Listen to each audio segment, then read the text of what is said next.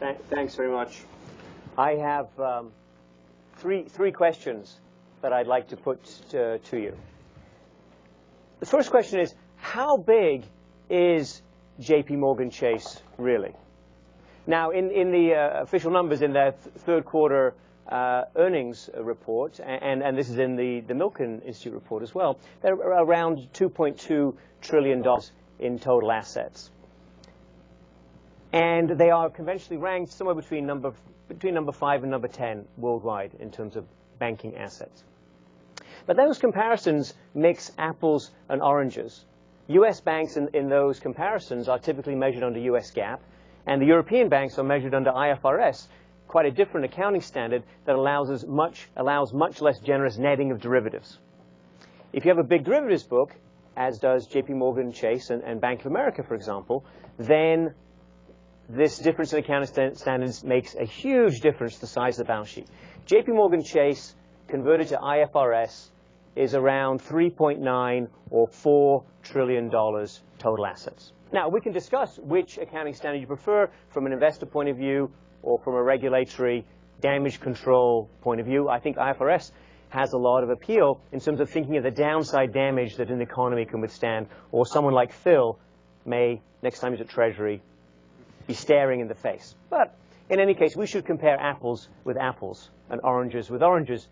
JP Morgan Chase is the largest bank in the world by a long way. The second, a point which Jamie Dimon neglects to make, for example, when he presents his quarterly earnings, I think he should be proud of the fact. The second question is with regard to orderly liquidation, a point made by Phil. And a sensible proposal, by the way, put forward both by the George W. Bush administration and taken up by the Obama administration. And Tim Geithner, for example, has long been a champion of that. The question for orderly liquidation is, where is the cross-border resolution authority? Where is the agreement between the United States and other important financial centers, such as the UK, for example, on how assets and liabilities of a major global bank, such as JP Morgan Chase, how would that be handled in the event of failure? JP Morgan Chase and the other big complex financial institutions in this country have between 1,500 and 2,500 subsidiaries. They are intensely cross-border in a very, very complex way. Now, I understand there's an attempt to make them write living wills.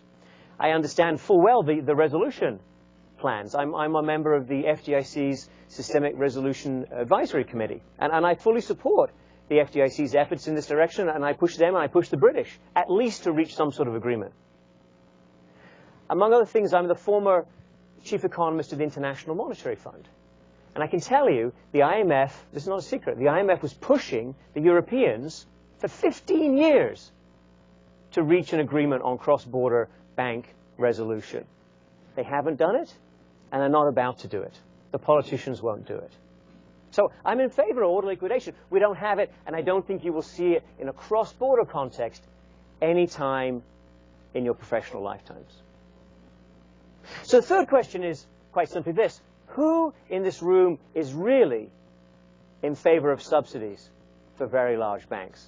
I'm astonished that people such as Peter and Phil, who are outspoken and entirely accurate in many of their condemnations of other forms of government subsidies, including the financial sector, that they, of all people, don't recognize and acknowledge and talk about the fact that too big to fail banks, backed by the Treasury, backed by the Federal Reserve,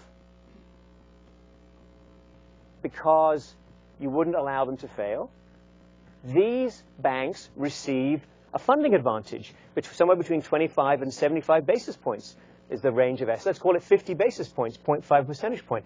That's a huge funding advantage in today's market. You, the American taxpayer, directly and indirectly, are subsidizing and encouraging the excessive risk-taking, as Harvey has argued, as Richard Fisher has argued, the excessive risk-taking of the world's largest banks. Why? Why do you need it? What does that do for the American economy? JP Morgan Chase was $1.5 trillion before the crisis. Goldman Sachs was $200 billion back in 1998. They were world-class banks. They were world beaters. We can go back there again. No one is suggesting we return to banks that can only have one branch in one state.